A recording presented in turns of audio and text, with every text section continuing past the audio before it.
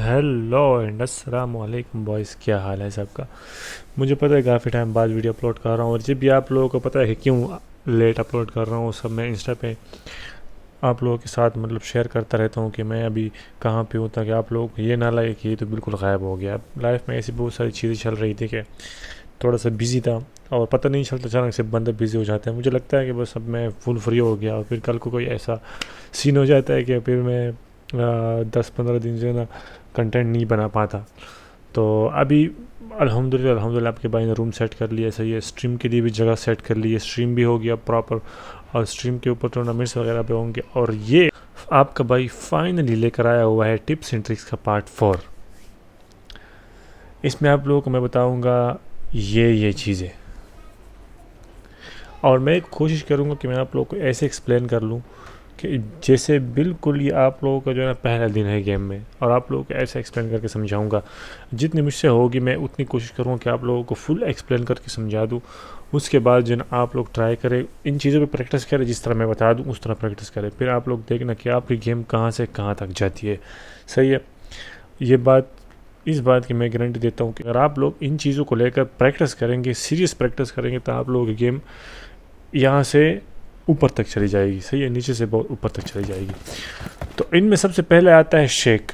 मेरी लाइफ में, मेरे करियर में मुझसे सबसे ज़्यादा पूछा जाने वाला सवाल कि मिजू भाई आप शेक कैसे करते हैं, और शेक से एम कैसे ठीक होता है, और ये शेक जो है ठीक होता है या नहीं होता, और शेक करना चाहिए या नहीं करना चाहिए।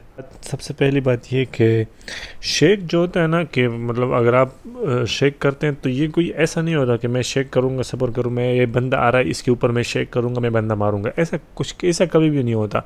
शेक जो होता है ना, एक एक तो होता है कि शो ऑफ वाला शेक, जो लोग शो ऑफ करते हैं फिर रिकॉर्डिंग करके अपलोड करते हैं, मैंने शो ऑफ कर लिया, देखो मैं कितना शेक कर रहा हूँ। और एक होता है जो है ना सही, जो प्रॉपर नेचुरल शेक होता है। अब नेचुरल शेक जो होता है ना वो सही होता है, उससे आपका एम सही रहता है। अगर आपका एम थोड़ा सा जो है ना इधर उधर चला जाए, तो आप जो है ना वो हो के वो खुद हो जाता है, वो हो जाता है, और फिर आपका एम जो है ना बंदे के ऊपर थोड़ा सा स्टेबल हो जाता है। और जो खुद शो ऑफ वाला शेक होता है, वो तो बस वो तो लोग ऐसे ऐसे करके रिकॉर्डिंग कर लेते हैं, फिर अपलोड कर देते हैं कि ये देखो हमने इतना बड़ा शेक कर लिया, तलवार मार दी, इतने फैन से हमने खेल लिया। तो जो नेचुरल वाला शेक है वो कैसे होता है, मैं खुद भी जो है ना वो नेचुरल वाला शेक है। मैं ऐसा कभी भी नहीं सोचता कि जो है ना ये बंदा आएगा इसके ऊपर मैं शेक करूँगा फिर बंदा मैं मार दूंगा। वो खुद हो जाता है। और ख़ुद कैसे होता है मैं आप लोगों को समझाता हूँ। उसके लिए जो सबसे पहले चीज़ है ना वो ये है कि आपने अपनी जायरो लो रखनी है। अगर आपको नेचुरल शेक करना है जिससे आपका एम बेटर होगा, उसके लिए आपने अपनी जायरो लो रखनी है, सही है। अब मेरा इससे कहने का मेरा मतलब ये नहीं है कि जो ना आप हाई जायरो पे कभी भी नहीं कह सकते। अब मेरा माइंड सेट मेरा जो ना ये है कि अगर आप TDM प्लेयर हो तो आपको अपनी जायरो लो रखनी चाहिए। उसके बाद जो दूसरी चीज़ आती है आपका ग्रिप टाइट होना चाहिए। अब मेरा ग्रिप जो है ना, मेरा ग्रिप ऐसा है कि मैं आपको फिंगर्स दिखाऊंगा, मेरे फिंगर्स पूरी तरह डैमेज है, कि पता चलता है कि हाँ भाई ये जो है ना ये बंदा सारा दिन मोबाइल और गेम खेलता रहता है। अब इस चीज़ से आप लोग खुद अंदाज़ा लगा लें कि ग्रिप मेरी कैसी है। तो मेरी ग्रिप टाइट होनी चाहिए, आपकी ग्रिप टाइट होनी चाहिए, और जर आपकी लो होनी चाहिए, सही है। अब मैक्स 230 तक होनी चाहिए, 230 तक, हाँ सही है, काम चल जाएगा। उसके बाद जो है ना आप गेम खेलेंगे, अगर आप जो है ना फॉर एग्जांपल क्लोज में फ़ाइट लेंगे, मैं आपको आगे दिखा भी देता हूँ कुछ स्किल्स, आप लोगों को उस पर भी थोड़ा एक्सप्लेन हो जाएगा। अब जब आप क्लोज में फ़ाइट लेंगे ना और आपकी जायरो लो होगी, ग्रिप आपका टाइट होगा, तो उससे आपका जो है ना अगर एम इधर उधर जाएगा ना थोड़ा सा, तो वो शेक हो के बंदे के ऊपर खुद ही चला जाएगा। कैसे जाएगा मैं आपको बता दूँ। एक तो आपकी ग्रिप टाइट होगी, दूसरा आपकी जायरो जो है ना कम होगी, तीसरा आपका फोकस जो है ना फुल, आपकी ग्रिप टाइट होगी तो आपका फोकस होगा, आपको आपका ऑटोमेटिकली आपका फोकस फुल बंदे के ऊपर होगा।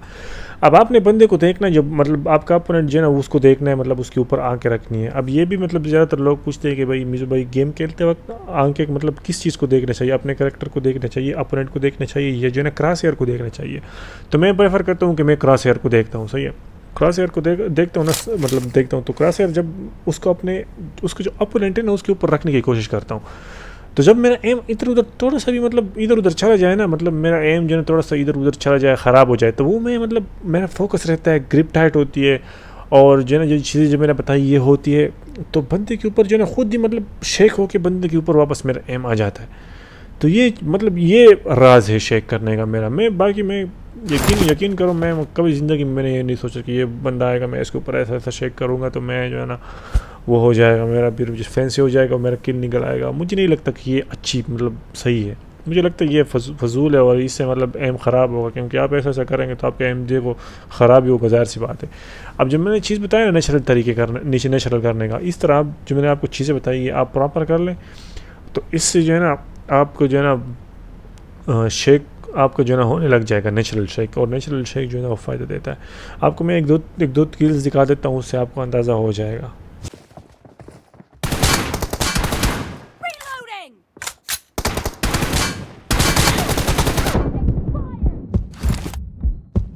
अब यहाँ पे देखो मेरा क्रॉस हेयर के ऊपर फोकस की वजह से मेरा एम कैसे शेक करता है और उस शेक से मुझे क्या फ़ायदा मिल रहा है।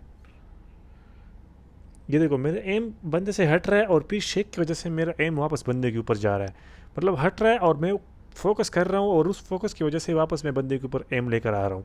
तो इसकी वजह से जो है ना शेक हो रहा है, मतलब हट रहा है और मैं फोकस की वजह से वापस लेकर आ रहा हूँ, तो इस वजह से जो है ना शेक हो रहा है। और नेचुरल शेक का यही फ़ायदा है।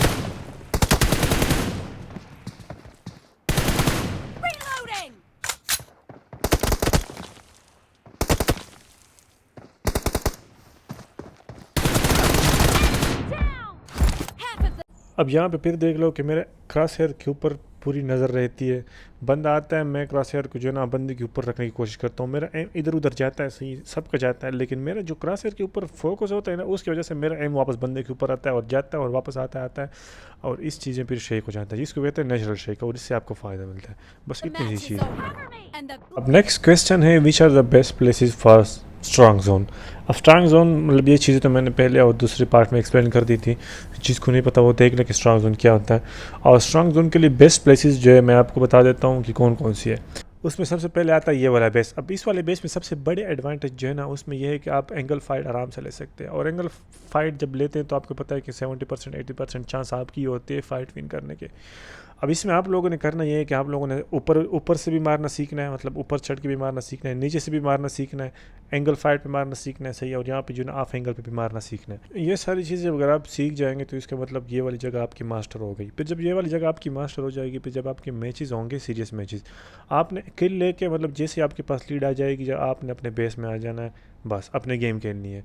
अपन आपके पीछे भागता भागता आएगा, आप अपनी जगह आपकी अपनी स्ट्रांग जोन होगी। स्ट्रांग जोन का मतलब यही होता है कि जहाँ पे आप गेम अच्छी खेलते हैं, तो बस आप उसको मारते जाना, बस यही सीन है।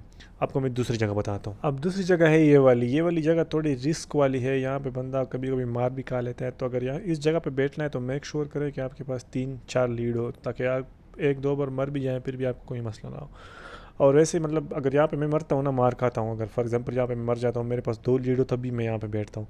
तो जब ये मैं यहाँ पे मर जाता हूँ तो फिर मैं अपने बेस, आपको पता है मेरा बेस जो मैंने इससे पहले आपको बताया, तो फिर मैं वहाँ पे बैठ जाता हूँ, वहाँ पे फिर मैं अपना किल वापस सिक्योर कर लेता हूँ। तो बस ये सीन है। लेकिन यहाँ पे ये है कि आपको ऊपर से मारना आ जाना चाहिए, जिस तरह भी मैंने मारा ना, मैं आपको दिखा देता हूँ।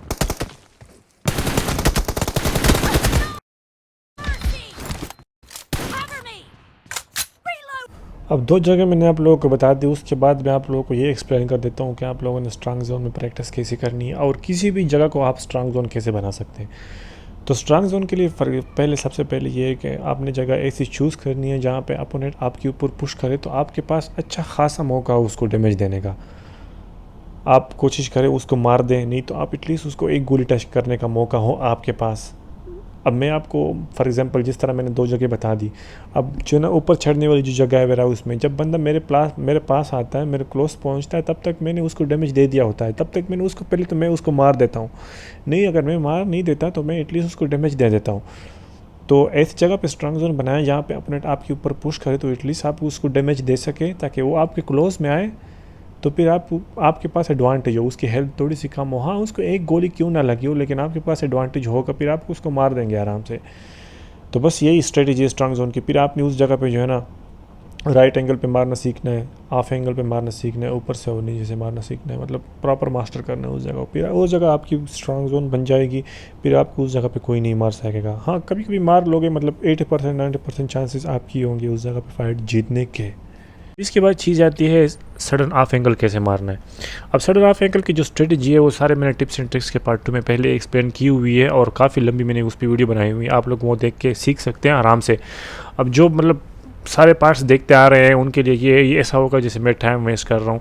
सही है। और मैं मतलब उनके लिए बनाता हूँ जो हमें मतलब डेली देखते आ रहे हैं, जिन्होंने फर्स्ट पार्ट 1, पार्ट 2, पार्ट 3 और पार्ट 4 मतलब देखेंगे अभी, और जो 3 पार्ट्स देखे हुए हैं तो उन्होंने इस पार्ट 2 में ये सब देखा हुआ है। तो आप सब जो है ना जाके उस पार्ट को देख लें, वहाँ पे मैंने काफ़ी चीज़ें और भी एक्सप्लेन की हुई हैं। वहाँ पे आपको ये चीज़ भी मिल जाएगी कि जो है ना, अगर आप पहले 3 पार्ट्स देखेंगे ना, पहले 2 पार्ट्स, सही है, उसमें आपको ये भी मिल जाएगा कि आपने हाफ एंगल पे फाइट कैसे लेनी है अपने बेस में। जो बेस का जो मैंने स्ट्रॉन्ग जोन बताया ना, उसमें आपने हाफ एंगल पे फाइट कैसे लेनी है।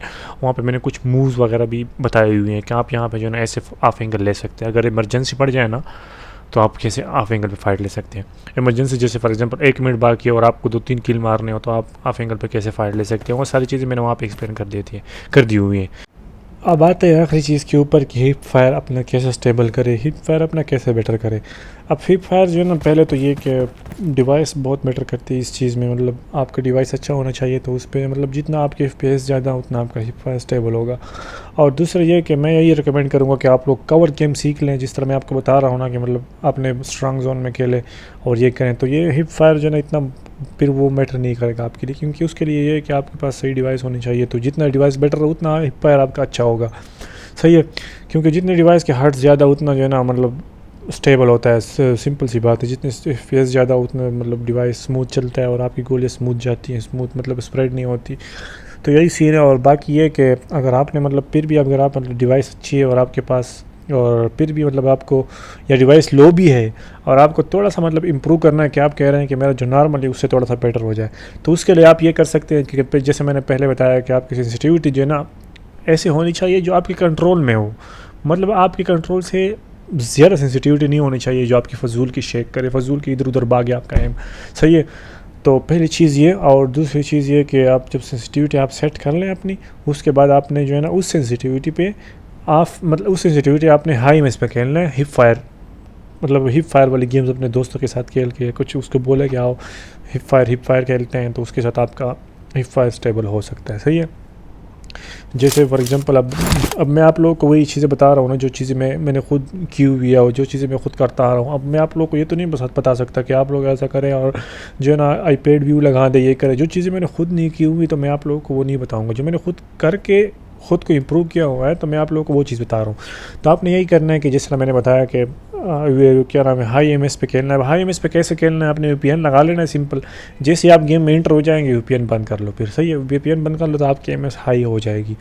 तो उसके बाद आपने जो है ना बस दोस्तों के साथ हिप फायर वाला गेम खेलना है। मतलब आप उसको बोलो कि आप भी हिप फायर पे खेलो, मैं भी हिप फायर पे खेलूँगा।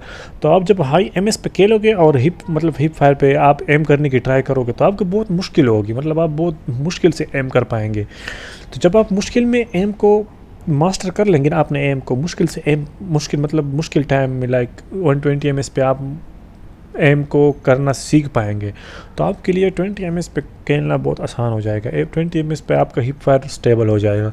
तो यही इन चीज़ों के पीछे यही चीज़ें होती हैं जो मैं आप लोगों को बता रहा हूँ। और ये चीज़ मैं खुद करके जेन्युइनली मैं खुद करके मतलब खुद को इम्प्रूव किया हुआ है। और मैं वो चीज़ें बता रहा हूँ जो मैं खुद करके आया हुआ हूँ और जो लोग मतलब बताते नहीं है। जो बड़े क्रिएटर्स होते हैं वो ऐसे मतलब बताते नहीं है, वीडियोस बना के सबको नहीं बताते, सबके सामने नहीं रखते। सही है। और बस ये एक्सप्लेनेशन की ये वीडियो थी आज की। और आप लोग जो है ना कमेंट में बताएं कि नेक्स्ट पार्ट किन किन चीज़ों पे आना चाहिए। 3, 4 या 5 चीज़ें बता दिया करें ताकि वीडियो ज़्यादा लंबी ना हो। और सबसे मेन बात कि अभी हम एक्टिव होंगे वापस से यूट्यूब पे वीडियोज़ भी आएंगे डेली। सही, डेली तो नहीं आएंगे, हफ्ते में 3 वीडियोज़ हफ्ते में आएंगे इंशाल्लाह। और लाइव स्ट्रीम का सेटअप भी मैंने बना लिया, रूम वगैरह सेट कर लिया है अल्हम्दुलिल्लाह। तो स्ट्रीम वगैरह भी होगी और स्ट्रीम पे टूर्नामेंट्स वगैरह भी होंगे, आपस में खेलेंगे, टूर्नामेंट्स भी खेलेंगे। और बाकी मिलते हैं नेक्स्ट वीडियो में, तब तक के लिए ध्यान रखो। अल्लाह हाफ़िज़।